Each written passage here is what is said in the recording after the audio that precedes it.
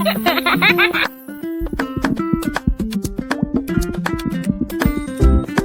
everyone, it's Miss Alexandra here and I'm so glad to see you again.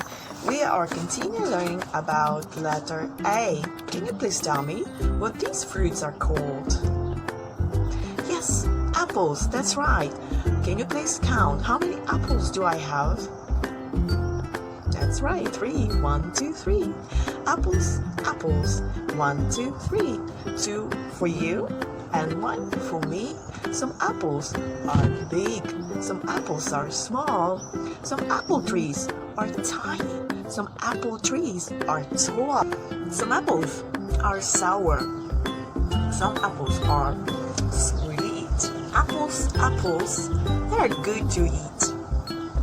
Last time we learned with you words apple, ape, ambulance. Woo. What's that? Ants in my arm. Ants in my arm. Ants in my arm, then causing me alarm.